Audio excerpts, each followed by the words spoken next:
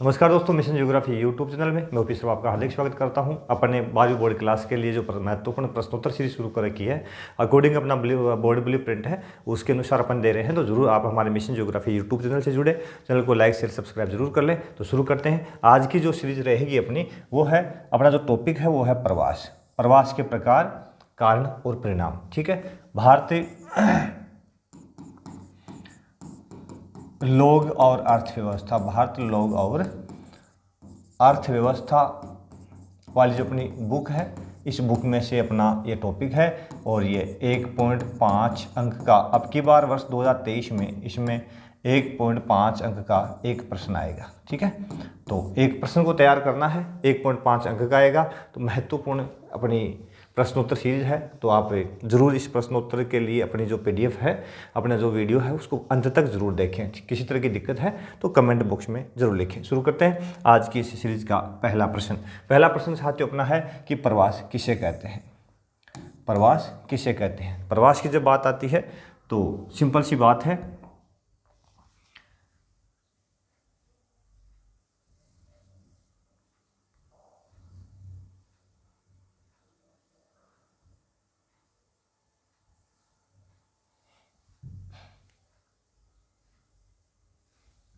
एक सेकंड, थोड़ा सा फॉन्ट बड़े कर लेते हैं अपन।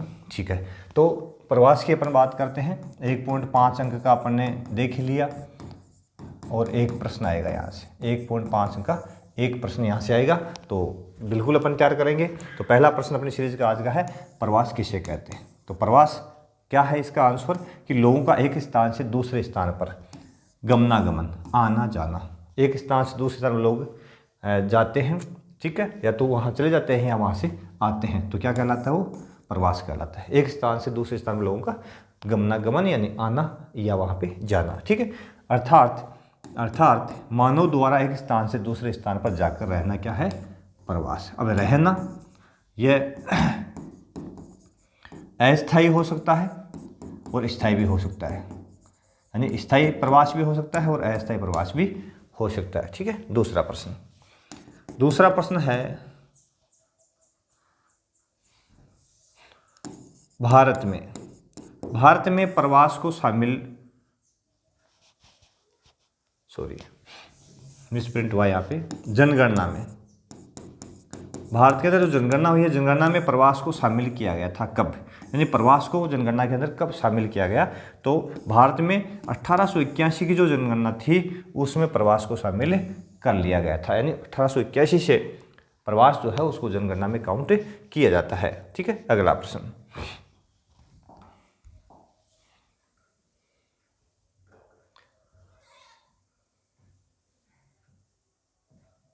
प्रश्न, अपना है साथियों, बड़ा महत्वपूर्ण है कि भारत में प्रवास की गणना किसने आधार पर की जाती है, यानी प्रवास की गणना करने के आधार कौन कौन से कितने हैं। तो मुख्य रूप से प्रवास की गणना के लिए 2 आधार हैं। कितने आधार हैं, 2 आधारों पर प्रवास की गणना की जाती है।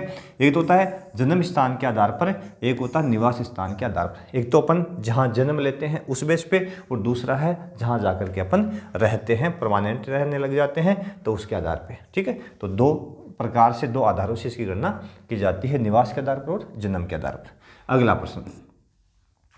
अगला प्रश्न है कि 2011 की जनगणना के आधार पर पिछले स्थान के प्रवासियों का अनुपात कितना था, कि पिछले स्थान के आधार पर प्रवासी, उनका अनुपात कितना था। तो 45.6 करोड़, 45.6 करोड़, यानी ये 37%, कुल जनसंख्या का 37% यहाँ है भारत में 2011 की जनगणना के आधार पर। ठीक है। अगला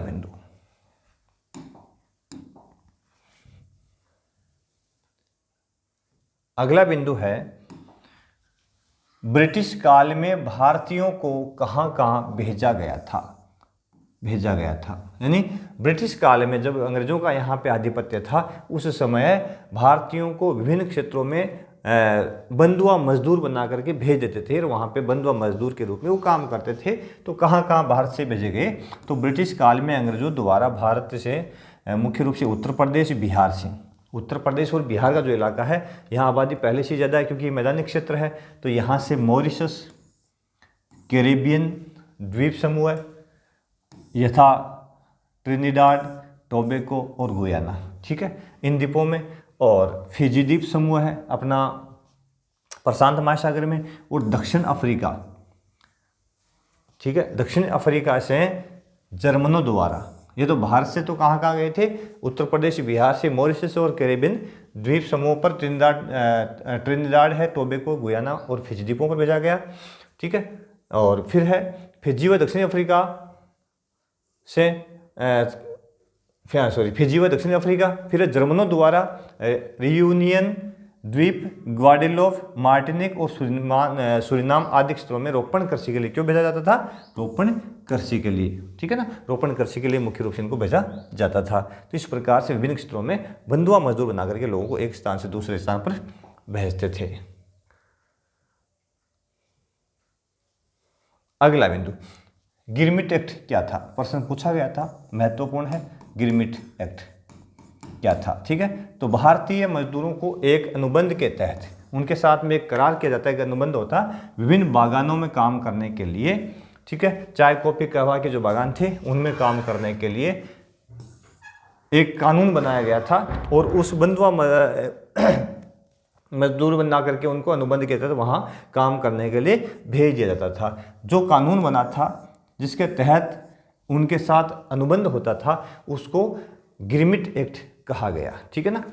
और गिरमिट का अर्थ है बंधुआ मजदूर, ठीक है। तो यहाँ से भारतीय लोगों को है एक अनुबंध के तहत दूसरे द्वीपों पर काम करने के लिए भेजते थे, क्योंकि उस समय कोई एमनेस्टी नहीं था, ह्यूमन राइट्स नहीं होते थे, किसी भी प्रकार का कोई अपना मानवाधिकार नहीं था, तो उस कारण से कोई आवाज़ उठाने वाला नहीं था। और इन मजदूरों से काम करवाने के लिए उनको कुछ एडवांस दे करके उनको अपने शर्तों में लेकर के विभिन्न प्रकार के एजेंट इन अंग्रेजों के होते थे जो मजदूरों को हायर करते थे और उन तक पहुंचाते थे, फिर बागान में ले जाके छोड़ देते थे और वहाँ पर वो लाइफ टाइम काम करते थे। वापिस आना, बागान से बाहर जाना, यानी बागान से छुट्टी पे यदि वो बाहर गए तो वो भी उनके लिए खुशी का पल होता था। इस प्रकार से अपन कहें तो ये एक्ट जो था बागान किसके लिए था, बंधुआ मजदूरों के लिए। अगला, प्रवास की दूसरी तरंग क्या है, प्रवास की दूसरी तरंग क्या है। तो प्रवास की दूसरी तरंग के तहत व्यवसायी, शिल्पी, व्यापारी, फैक्ट्री मजदूर आर्थिक अवसरों की तलाश में निकटवर्ती देशों में कहाँ गए, Thailand, Malaysia, Singapore, Indonesia, Brunei आदि देशों में गए थे। यानी व्यवसायी, शिल्पी, व्यापारी, फैक्ट्री मजदूर आर्थिक अवसरों की तलाश में, ठीक है, पड़ोसी देशों में गए, Thailand, Malaysia, Singapore, Indonesia, Brunei आदि क्षेत्रों में काम करने के लिए गए, ठीक है ना। और वहाँ पे इन क्षेत्रों में वो जाकर के रहने लगे और काम करने लगे। तो यह प्रवास की दूसरी तरंग कहलाई। पहली तरंग तो बंधुआ मजदूर हो गए, ये गए थे विभिन्न देशों में, ठीक है ना, जैसे कैरिबियन द्वीप समूह गए थे, फिजी द्वीप समूह पे गए थे वहाँ काम करने के लिए, ठीक है। तो ये तो हो गई पहली तरंग और ये होगी दूसरी तरंग। अगला प्रश्न,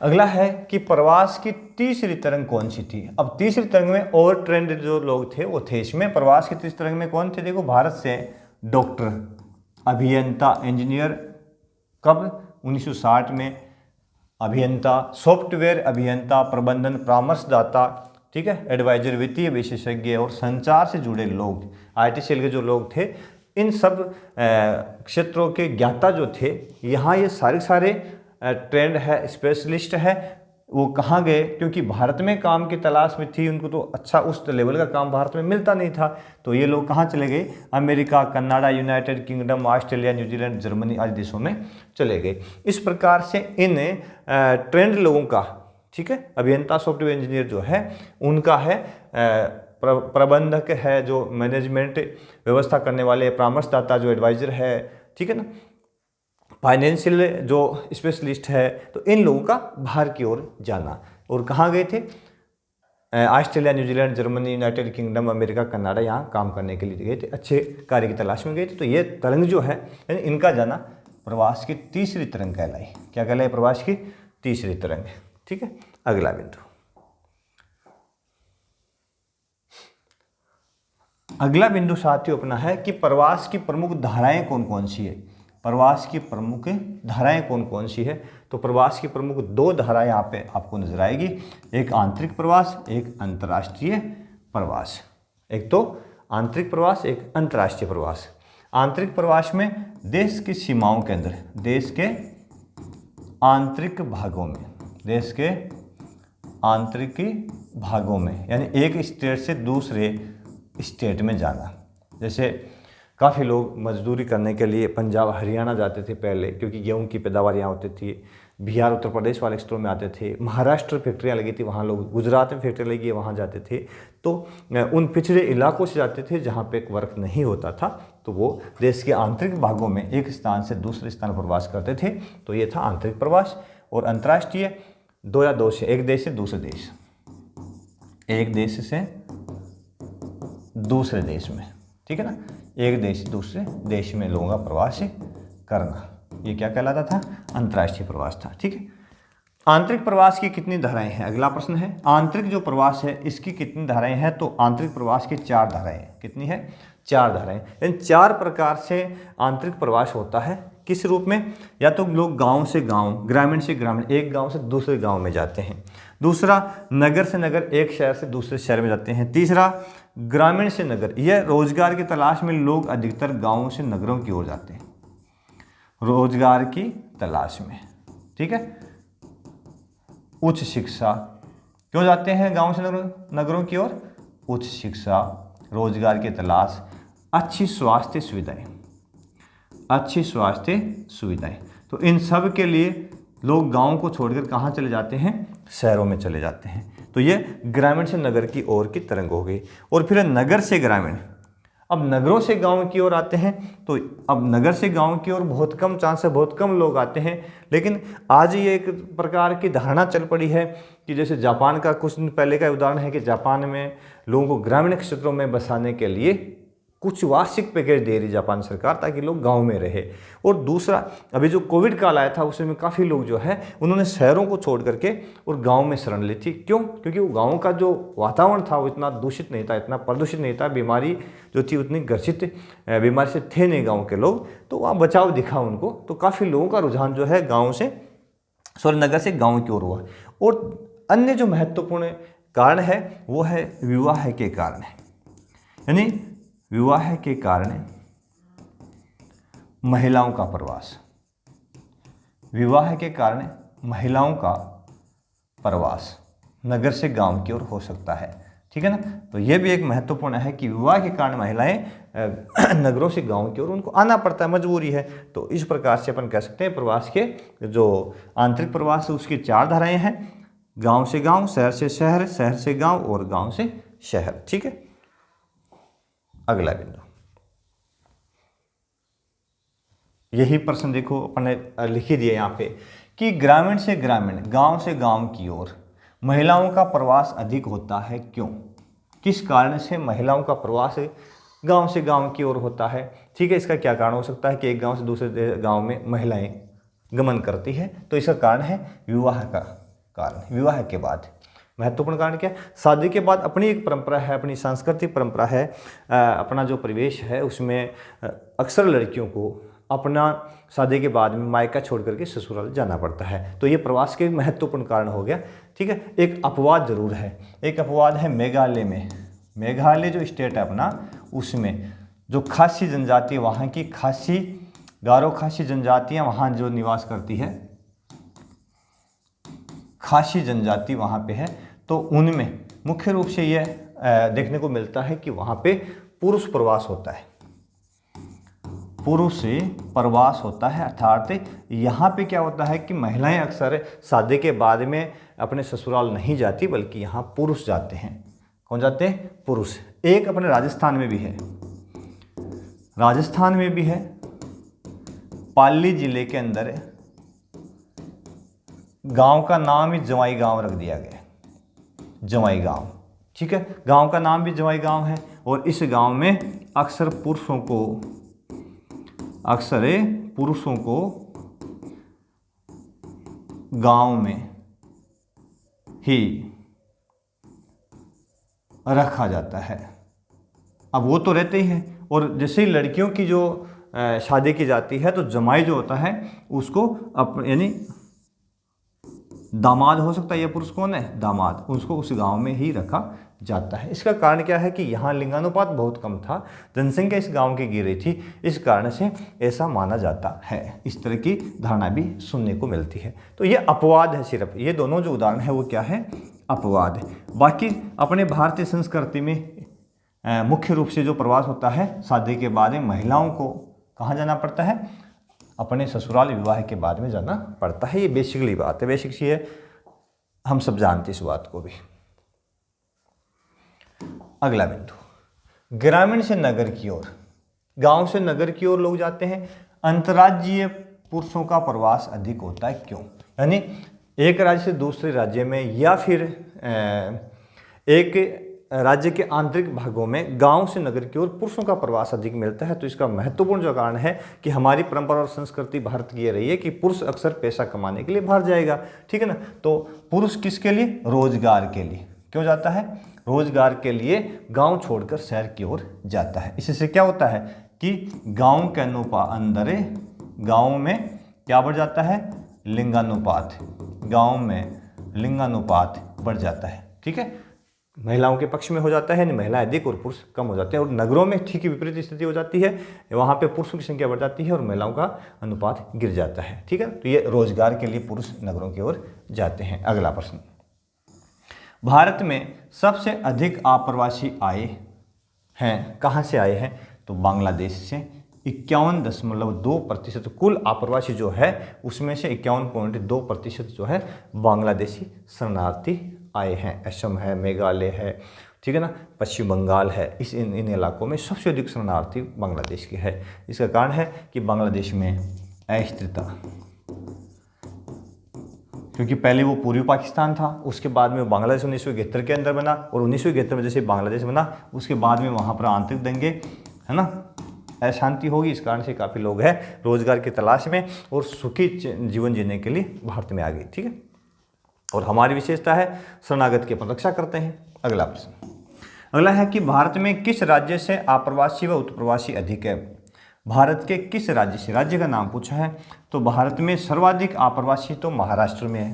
कहाँ पे, महाराष्ट्र में। और सर्वाधिक उत्प्रवासी उत्तर प्रदेश के। अब उत्प्रवासी कौन से हो गए, आप्रवासी तो होते हैं आने वाले, यानी किसी स्थान पर आने वाले, किसी स्थान पर आने वाले,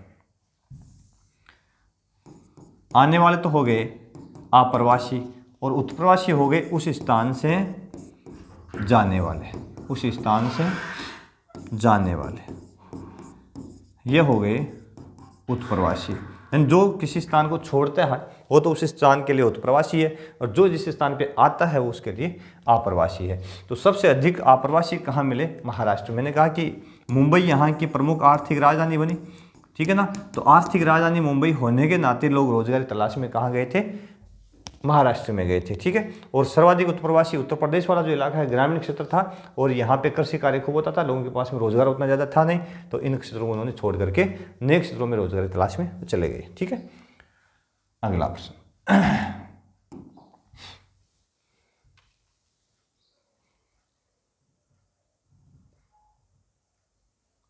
अगला प्रश्न साथियों अपना है, प्रवास के प्रतिकर्ष व अपकर्ष कारक क्या है। अब दो तरह के कारक आते हैं, प्रतिकर्ष और अपकर्ष कारक। यह प्रश्न बड़ा इंपॉर्टेंट है, क्योंकि बहुत बार यही प्रश्न पूछा गया है कि प्रवास के प्रतिकर्ष और अपकर्ष कारक कौन कौन से हैं, या दोनों में क्या अंतर है। तो प्रति का अर्थ होता है विलोम, इसका मतलब प्रति का अर्थ होता है, हिंदी में भी शायद उपसर्ग, उसका अर्थ होता है विलोम। और प्रतिकर्ष कौन से हो गए, किसी स्थान को छोड़ने के लिए मजबूर करने वाले। प्रतिकर्ष कौन से हो गए, किसी स्थान को छोड़ने के लिए मजबूर करने वाले, ये तो हो गए प्रतिकर्ष। और अपकर्ष कौन से हो गए, आकर्षित करने वाले, यानी किसी स्थान विशेष जो है उस पर लोगों को आकर्षित करने वाले, ठीक है। तो देखते हैं इसमें क्या लिखा आपने।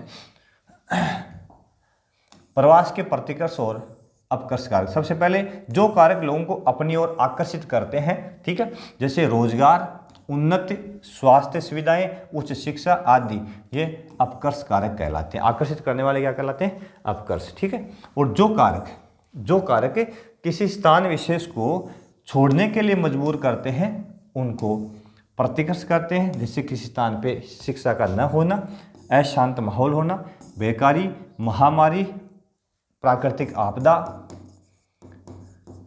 ठीक है ना, आदि कारक हो सकते हैं जो किसी स्थान को छोड़ने के लिए मजबूर करते हैं अपने को, तो उनको कहते हैं प्रतिकर्ष कारक। ठीक है, प्रतिकर्ष कारक। अगला बिंदु ये इसकी चर्चा मैंने पहले ही कर दी है कि मेघालय में स्त्री विवाह प्रवास कानून भिन्न है, क्यों? तो ये मैंने बताया था आपको कि मेघालय में जो खासी जनजाति है, गारो खासी जनजाति की जो पहाड़ियाँ वहाँ पे विशेषकर खासी और गारो जनजातियाँ जो पाई जाती हैं, उनमें क्या होता है कि आदिम जनजातियों में सामाजिक परंपरा इस प्रकार की है कि लड़का जो है शादी के बाद में ससुराल जाते हैं, यानी लड़कियां नहीं जाकर के लड़के ससुराल जाते हैं, तो एक उनकी अपनी परंपरा है। ये चर्चा पहले कर ली अपन ने। अगला बिंदु, प्रवास के प्रमुख परिणाम क्या है? अब प्रवास के परिणाम क्या निकलते हैं? तो प्रवास के निम्न परिणाम देखने को मिलेंगे आपको। एक स्थान पर जनसंख्या कम हो जाती है, दूसरे पर बढ़ जाती है। जनसंख्या अस्त व्यस्त हो जाती है, एक जगह बढ़ जाती है, एक जगह घट जाती है। लिंगानुपात में भिन्नता जाती है, क्योंकि जैसे अपन पुरुष रोजगार के लिए नगरों में जाते हैं तो नगरों के अंदर क्या होता है कि पुरुषों का अनुपात तो बढ़ जाता है और महिलाओं का घट जाता है, और गाँव में महिलाओं का अनुपात बढ़ जाता है और पुरुषों का घट जाता है, तो लिंगानुपात में भिन्नता जाती है। ठीक है ना। और तीसरा है मिश्रित संस्कृति का उद्भव। मिश्रित संस्कृति का उद्भव यानी जैसे पंजाब के लोग यहाँ आकर रहने लगे तो वो क्या करेंगे, पंजाबी संस्कृति जो है राजस्थानी संस्कृति के साथ में एक नई संस्कृति का उद्भव हो जाएगा। ठीक है, राजस्थान के लोग पंजाब जाके रहेंगे तो कुछ जो संस्कृति के गुण वहाँ से लेंगे और कुछ अपने यहाँ के वहाँ छोड़ेंगे। इस प्रकार से एक नई संस्कृति का उद्भव होता है, उसका नाम है मिश्रित संस्कृति। विदेशी मुद्रा का आगमन। यदि अंतर्राष्ट्रीय प्रवास की अपन बात करते हैं तो लोग अंतर्राष्ट्रीय प्रवास करते हैं, लगभग अपन देखें तो अपने अरब कंट्रीज में 20 लाख लोग बाहर रहते हैं। 20 लाख लोग के आसपास में रोजगार के लिए बाहर अरब कंट्रियों में रहा करते हैं। ठीक है, तो लगभग इन्हें तो एक अकेले सऊदी अरब में ही रहते होंगे। तो इतने सारे जो लोग बाहर रह रहे हैं वो बाहर से क्या करते हैं, पैसा भेजते हैं, जिसको अपन हुंडिया कह सकते हैं, और वो पैसा अपने देश में आता है तो देश की इनकम बढ़ती है, राष्ट्रीय आय बढ़ती है, प्रति व्यक्ति आय बढ़ी है, तो इससे विदेशी मुद्रा जो है उसका अपने स्टॉक बढ़ जाता है। तो अपन कह सकते हैं कि एक प्रवास का यह एक सुखद परिणाम भी है। ठीक है, एक अच्छा परिणाम भी है। और अगला है पांचवा कि नगरों के अंदर प्रवास अधिक होने से स्लम एरियाज गंदी बस्तियों का विकास हो जाता है। जैसे मुंबई में धारावी, दिल्ली के अंदर भी गंदी बस्ती है। क्यों? क्योंकि जो रोजगार के लिए मजदूर जाते हैं तो वो के लोग क्या करते हैं, वहाँ मजदूरी करते हैं, शहर का खर्चा निकाल नहीं पाते हैं, तो वो वहाँ का जो खाली पड़ा एरिया होता है, फुटपाथ होता है, गंदे पानी का नाला होता है, उसके आसपास में अपने कच्चे टिन शेड बना कर रहने लग जाते हैं और धीरे धीरे वहाँ पे एक बड़ी बस्ती का विकास हो जाता है। इस प्रकार से स्लम एरिया विकसित हो जाते हैं। ठीक है, ये प्रमुख कारण है।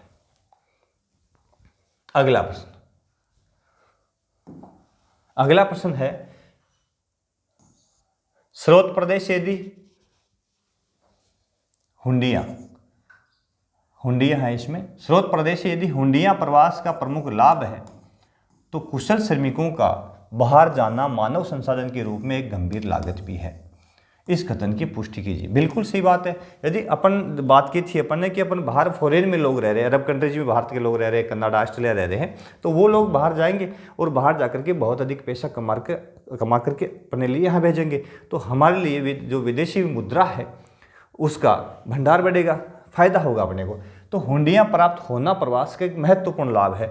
लेकिन इसमें दिक्कत क्या है, प्रवास की दूसरी और तीसरी तरंग अपन ने पढ़ी है। दूसरी तरंग के अंदर कुशल श्रमिक बाहर चले गए और तीसरी तरंग में जो टेक्नीशियन है, IT सेक्टर के है, अभियंता है, जो परामर्शदाता है, ठीक है, एडवाइजर जो है, तो ये काफ़ी ट्रेंड लोग हैं। यदि ये लोग यहाँ देश में रहेंगे तो बहुत अच्छा देश के लिए करेंगे और बहुत अच्छी व्यवस्था देंगे, देश को आगे ले जाएंगे, हर क्षेत्र में नई उन्नति करेंगे, नए प्रयोग करेंगे, नई खोज करेंगे। ठीक है, और ये लोग यदि यहाँ से बाहर जाके काम कर रहे हैं अन्य देशों में, वहाँ से सिर्फ क्या आ रहा है अपने पास में, सिर्फ पैसा आ रहा है, अपनी खुद की टेक्नोलॉजी वहाँ काम आ रही है, तो अपन कह सकते हैं कि बाहर जाना मानव संसाधन के रूप में गंभीर लागत है। ये बात सत्य है। ठीक है ना, तो ये तो गंभीर लागत हो गई। तो इसका मैंने उत्तर किस रूप में लिखा है, बाहर विदेशों में रहने वाले भारतीय लोग अपने यहाँ खूब पैसा कमाकर भेजते हैं जो देश के लिए लाभदायक है, परंतु देश के कुशल व होनहार लोग इसमें वो सारे आ गए। अभियंता, जो तीसरी तरंग देखी थी ना अपने प्रवास की तीसरी तरंग, इस तीसरी तरंग के लोग सारे आ गए, और दूसरी तरंग के लोग कुशल श्रमिक आ गए। ठीक है, तो ये सारे के सारे लोग जो है IT सेक्टर के होंगे, चाहे एडवाइजर होंगे, चाहे मैनेजर होंगे, प्रबंधक होंगे, ये सारे लोग जो है वो क्या करते हैं, बाहर जाकर काम करते हैं। तो उनका बाहर जाना, लोगों का बाहर जाकर के काम की तलाश में बाहर जाना और काम करना हमारे लिए घातक है, क्योंकि वे अपने कौशल का लाभ अपने देश को नहीं दे पाते हैं। इस कारण से वो घातक है। अपने कौशल, उनके पास में जो कौशल है उसका अपने यहाँ पे कोई यूज नहीं होता।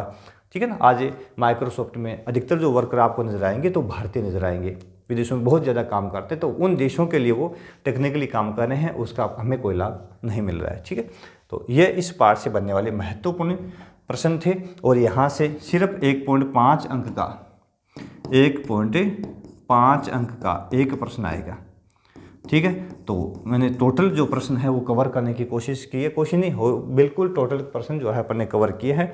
तो ये कोई चांस नहीं है कि यहाँ से कोई दूसरा प्रश्न है बाहर से आएगा, है ही नहीं, सारे प्रश्न अपने बना दिए हैं। तो ज़रूर आप पढ़ लें इनको, बड़े गौर से, इत्मीनान से पढ़ें, इनको याद कर लें। किसी तरह की दिक्कत आपको फील होती है तो ज़रूर अपने कमेंट बॉक्स में कमेंट लिखें और बताएं, और हम उसका सॉल्यूशन आप तक पहुंचाएंगे। तो ज़रूर देखें हमारे मिशन ज्योग्राफी यूट्यूब चैनल को। बहुत बहुत धन्यवाद। देखते